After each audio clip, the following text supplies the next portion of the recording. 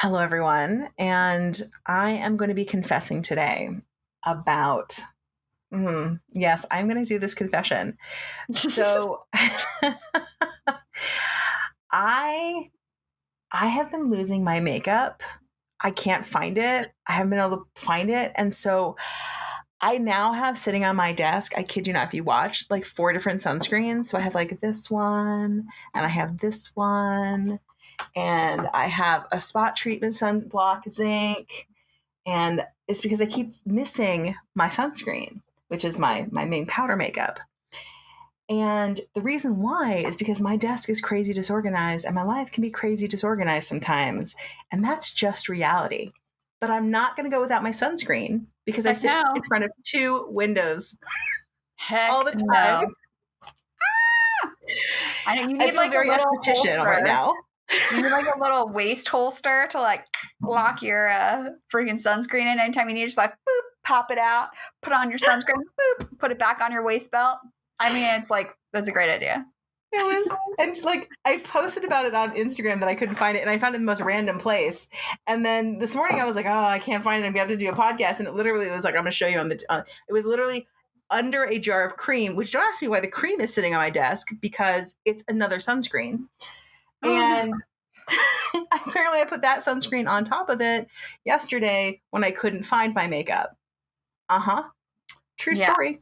I think the waist belt holster is going to be the only option for you. I'm losing my effing mind. I don't know about you. I feel like mine is already gone. She's gone. So there you all have it all, people. All right, let's get this party started. Hi, I'm Sybil Solon. I'm an esthetician and spa owner. And hi, I'm Alex Ellis. I'm a body nerd and wellness expert, and we are business besties. And bosses. Running your own business, it's hard. But we're terrible employees, so we're figuring it out. I've already figured it all out. Clearly, by my sunscreen story, you know that this is true. But we promise to share everything we know about how to make 6 figures and beyond. And be brutally honest about what works and what totally sucks. I'll be honest, a bunch of it totally sucks. So let's get started.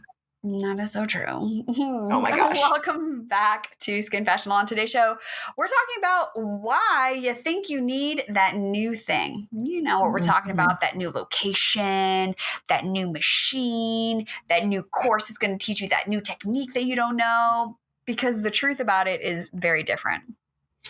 Yes. And if you're letting other people's opinions dictate your life, which is costing you a ton of money, we're going to talk about it today. So this idea actually came from conversations you've been having with other estheticians, right? Yeah. So for whatever reason, thank you everybody who's listened to the pod or is talking about me on social. I've gained 5 new clients. And whenever I do new clients, we do an intake about like kind of their needs and where they're going. And one overall arc has been the fact that people don't value themselves, because we always talk about raising your prices. And they always I said, well, I know I need to raise my prices. Don't start there. And I'm like, okay. But what will happen is we'll talk about something and how they can start streamlining their business and making more money.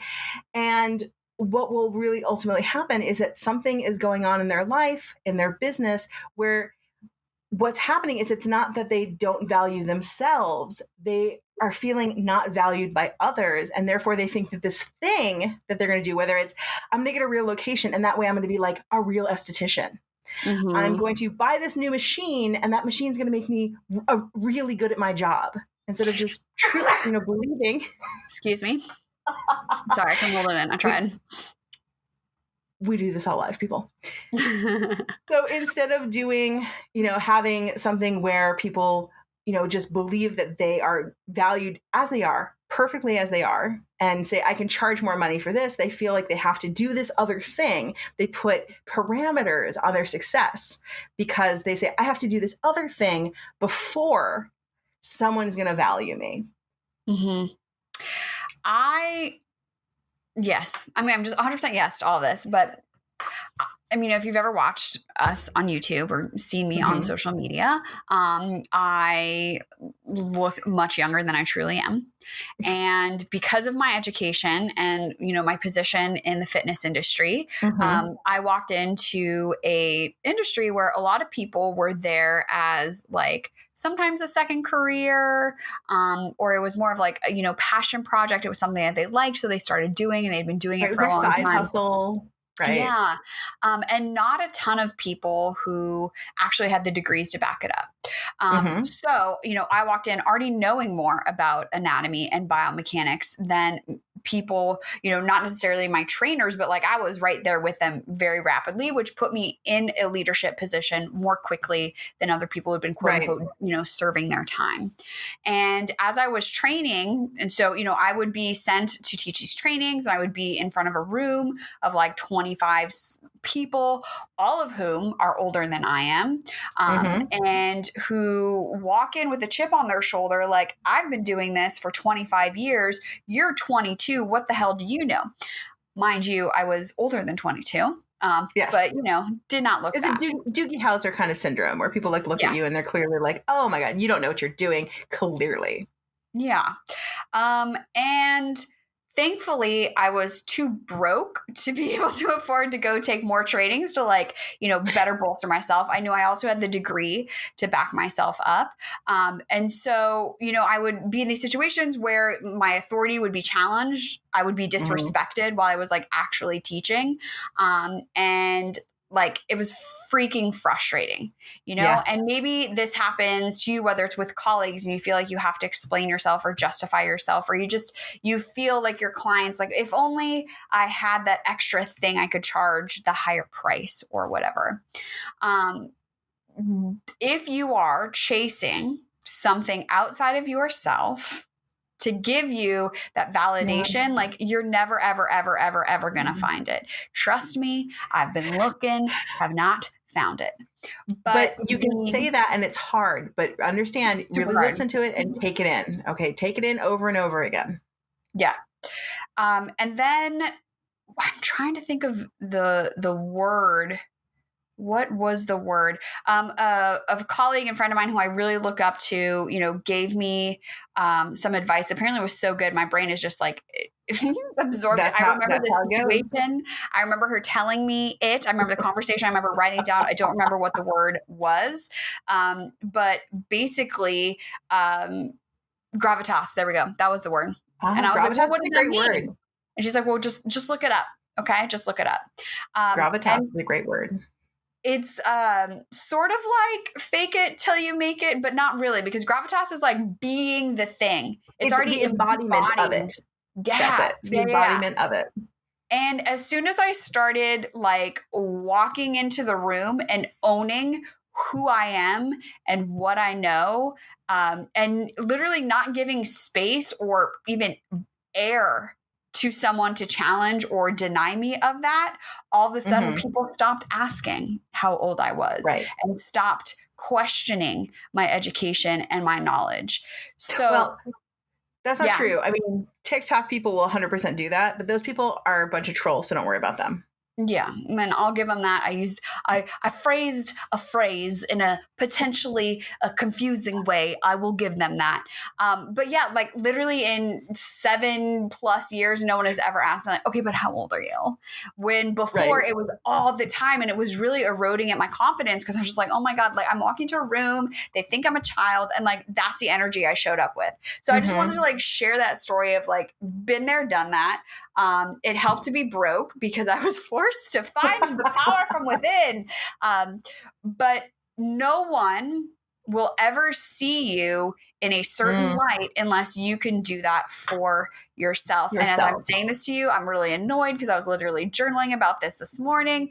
And so it's a lesson that I'm always working on. Also, it's important to remember that this is one of the hardest things that we do. It really is. We talk about faking it till you make it, and we talk about, just having courage and confidence.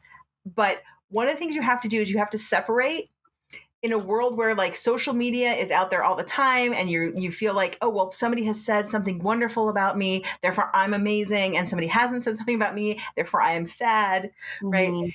You have to separate what other people's opinions are of you and not like make decisions based on them. Mm-hmm. And it's one of the hardest things that you will ever do, because I always talk about when Yelp first came out, when I was in business, when I started my business, I was 2 years in the business, and Yelp reviews would make and break your business. Mm-hmm. And I discovered very quickly that I needed to not read my reviews, because if they were great reviews, I was like, I'm amazing. I am the best. And everyone should just worship Sybil Solon.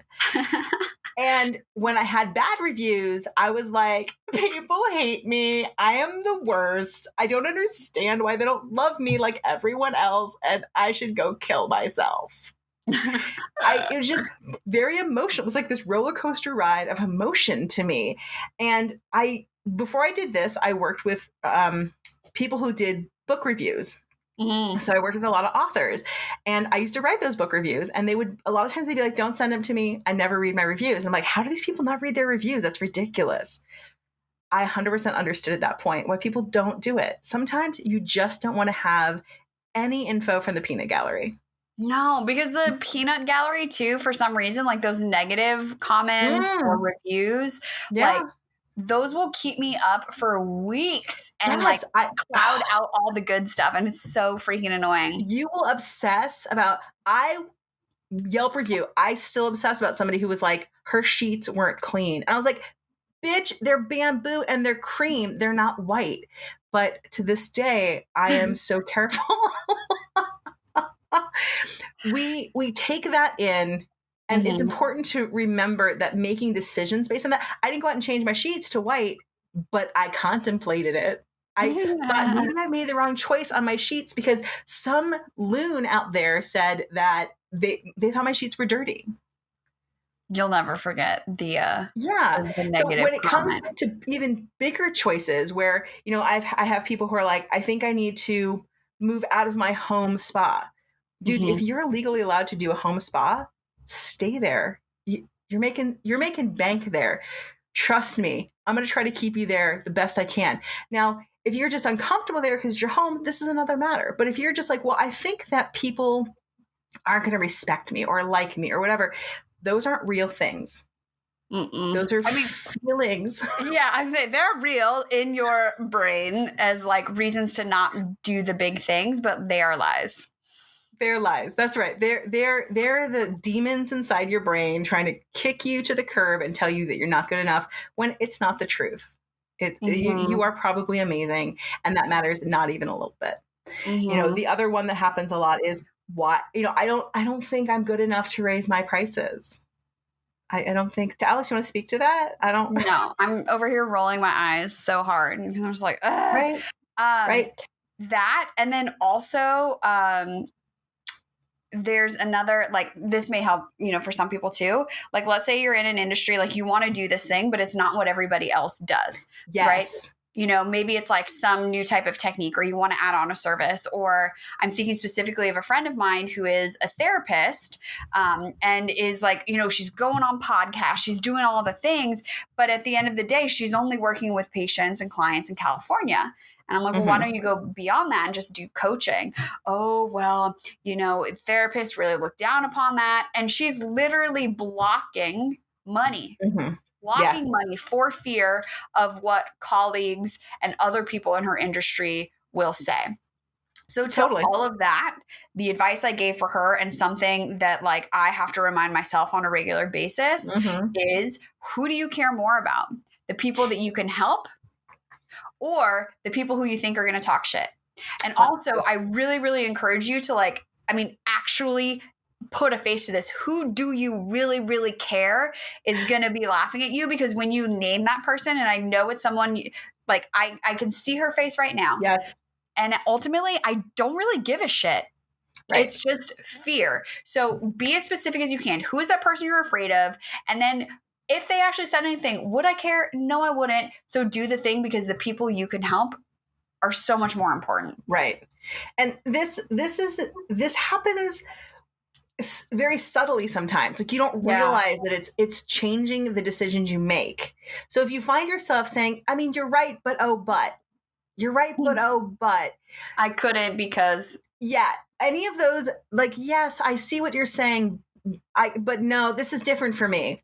Alex, I catch myself with you all the time. Be like, no, but this is different. And then I'll be like, as soon as I say that, I catch myself. I'm like, well, clearly it's not different. So listen to what Alex says, because you're being silly.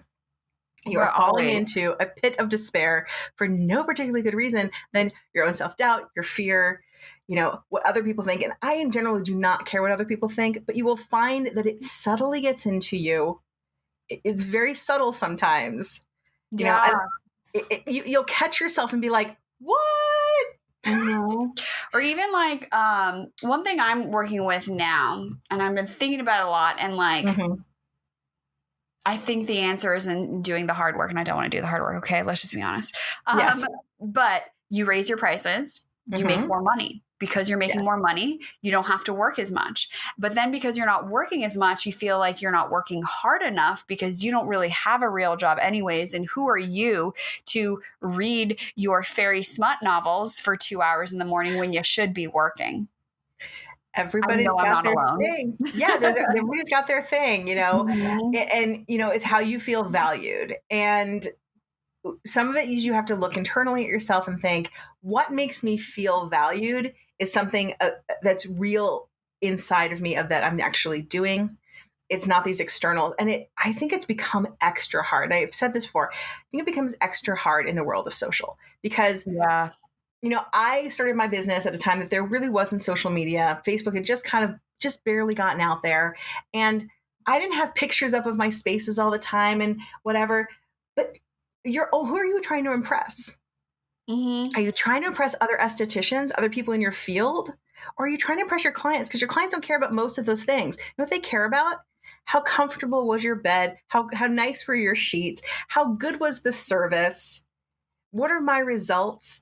Not one of my clients has ever been like, Sybil, I really, really hated the fact that, you had your paint didn't match on your walls where you would fix stuff, where I'd get holes and I'd replace it. And I'd put them up and be like, oh my God, this is like a little off. Ugh. And it would bother the heck out of me. No one else would say anything. Nobody else ever noticed. It's something that nobody cared or noticed about.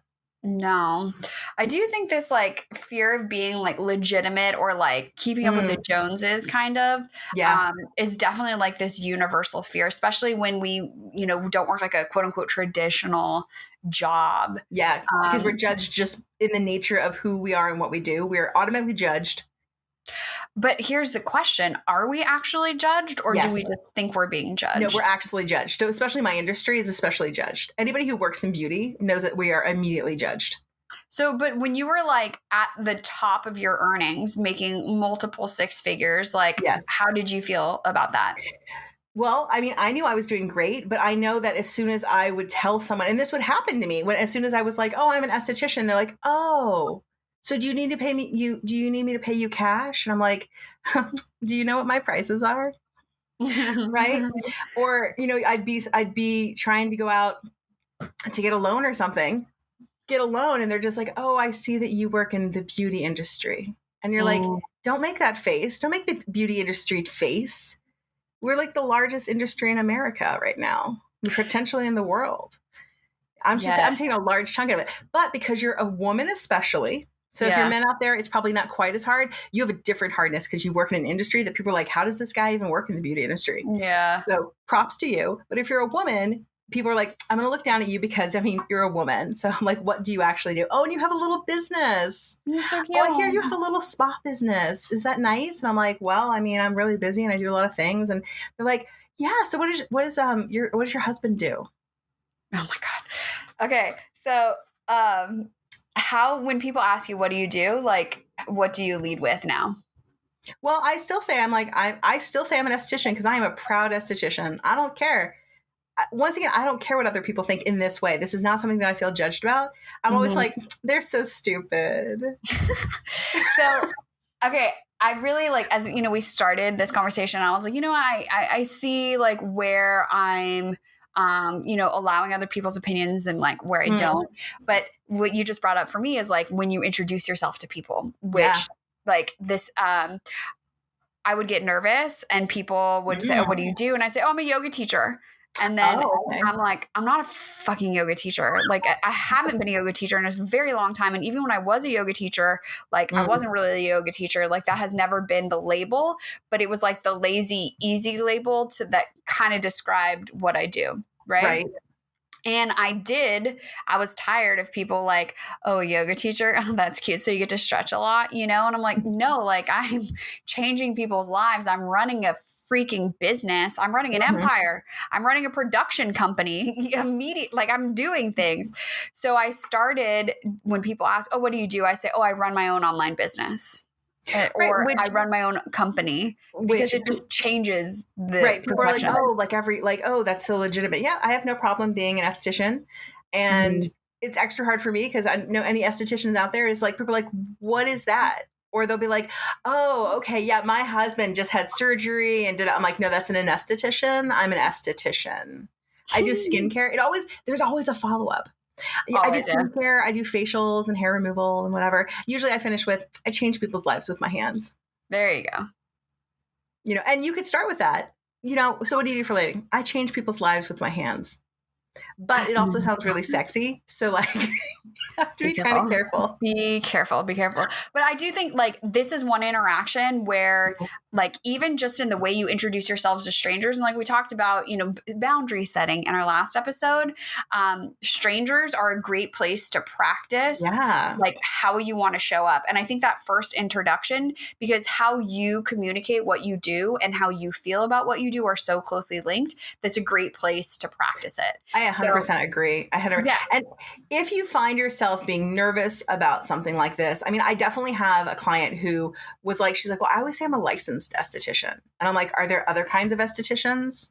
As far as I know, as soon as you're an esthetician, you are licensed. And she goes, well, as soon as you say licensed, it makes you seem more important. And I was like, okay.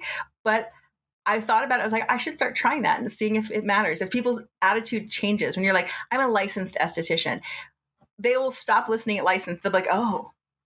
I mean, as a layperson, to be honest, like it wasn't until we, became closer friends and I learned about the license and like all the things that are required of you. Like I didn't even know that you were licensed and what that means. If you're like, I'm a lash artist, good for you. But when we say these things, people are like, oh, you do that for a living. I see, Yeah. I feel like there's a fine line too between being like creative and really explaining the truth of what you do, but then also like packaging it in a way that people can understand. And so, yeah, like there's that fine line. So I run an online fitness company. Right. And then if they want to ask more questions, they can or not. Yep. And if you own your business, you can. But it does come down to what you feel comfortable talking about. And once again, it's not what the other person's opinion is of you. It's what your opinion is of yourself. Yes. And how you value that. Though I will say, let's say you're going to a banking event and you're trying to get funding, you might really work on how you're branding and packaging yourself to look super legitimate as possible, just for like money wise. So it depends on like the situation as well. Would you say that's true? Oh, yeah. Yeah. I mean, if there's someone like I don't want to talk to, I teach yoga. Right. Just like walk away. I'm an accountant. Like nobody's gonna ask me any questions. It's fine. No. So. But I do think that we undervalue what it is that we do, in our clients' lives, but also like running a business is freaking hard. Yes. It's so hard. So much of it sucks. It's why we talked about it at the very beginning. Yes. Like I said, I'm a whole freaking production company. I'm doing video production. I'm doing social media marketing. I'm doing a podcast. Yeah. Like in physical therapy this week, my physical therapist was just like, do you write a lot? And I was like, bitch, I write every day. Like all I do is write, so like when you undervalue yourself or when you allow that doubt to creep in and think I need to have that additional training or that fancy machine or the all white aesthetic office with the like silver pillows or like whatever the fuck it is for you. Whatever it is. Like don't doubt all of the things that you do already. You don't need those extra things to legitimize you, especially if you don't feel that for yourself now. Right. Yeah. And when it comes to, especially when it comes to education, because people are like, well, you have a lot of education. Because if you look at my education, I have a freaking ton of education. Well, yes, I value education, but I value it. I don't value what it does. Like, I don't value it more than I value myself. So I'm like, Mm-hmm. I value it, but I don't think it makes me better than another esthetician. I don't think it makes me better in the eyes of someone else when I say esthetician. It makes me more educated. Therefore, I'm more capable of potentially doing my job and helping someone else. But wherever you are in your learning, how you value yourself is not attached to anything else but you. No, it's like the intention. You're chasing curiosity because you want to learn more about something. It's Mm-hmm. not because you feel like that's going to finally make you a legitimate business owner or Right. esthetician or whatever. Yeah, it's not going to finally do anything. You just already are, and you're just adding to your, set of skills. Yeah. But And I I'm think, oh, go I'm ahead. definitely not doing it any of those things. Like Alex was like, I was poor and I couldn't afford to do those things. So she didn't. When I was poor, I also didn't do those things. Or, Mhm. I had a very strict budget on what I did. I think I talked about it before. I took all of my tips and they always went back to education. And that's how I paid for Mhm. education. So the better I did, the better my clients did. Mhm. Yeah. We've been talking a lot too of like strangers' opinions and other people's opinions, but I also just want to bring light to the surface of Mm. your fear of what your family thinks of what you do, because I know that this is a big one for Mm. myself Mm. of like my earning capacity, and my productivity, Mm. which is a huge one for me because I know that, my parents very much subscribe to the, work hard ethic that you got to work hard to make money, which I am proving not to be true.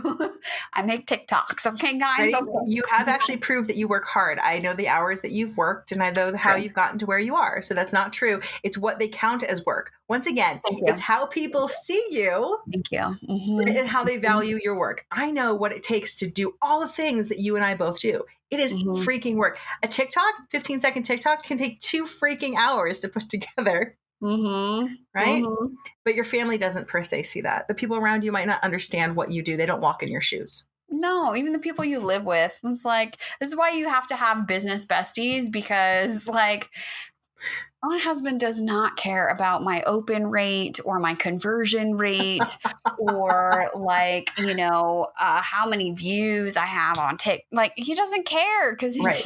there's no context for him. So like having people who you can have real conversations with about your business, about like this stuff, like you need people in your life that you can be honest with about life. So Yeah. find those people. Yes. And make sure that their values are somewhat aligned with yours. I try to Yeah. keep people around me who have different opinions, but Mm-hmm. their values are very close to my own. Mm-hmm. Agreed. That is They so push super that way, they important. push your comfort zone a little bit. They ask you questions. They don't just yes man you, but at the Mhm, same time, they're coming from the same place that you are, where mhm, they're like, hey, have you thought about this in the way that, I think that you potentially should, because I think about these things in the same way.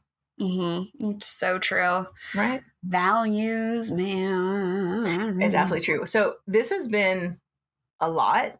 And I hope that when you think about things that matter to you and that maybe you're making business decisions about or life decisions about, you kind of sit down for a second and ask yourself, why am I really doing this? Mhm, If you answer any time with because of someone else, because it's going to make me, really listen to the rest of that sentence, because this will make me feel better. This will make me feel happy. This will,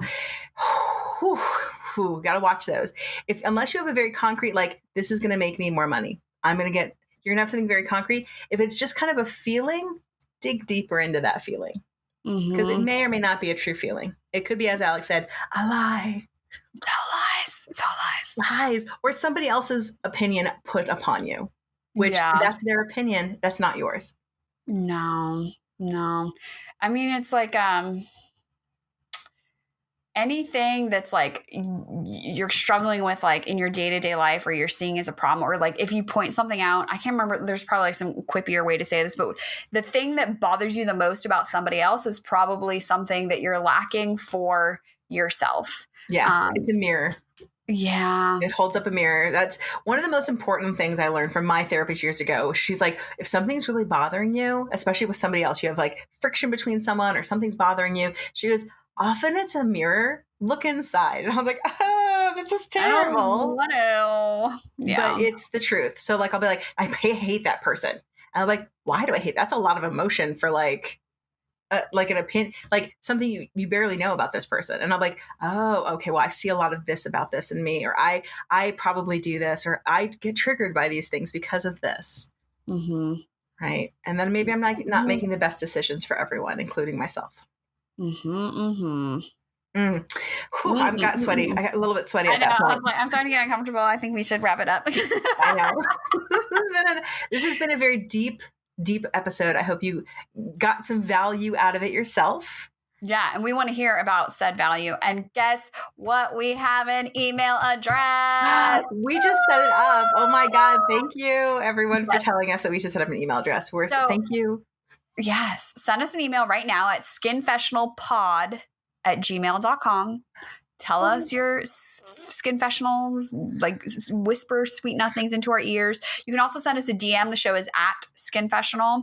You can reach out to Sybil directly at Skin Fitness Expert, or me at Hala for Mala. Or you can leave us a voicemail in our Skinfessional box and let us know, like, are you sweating right now too?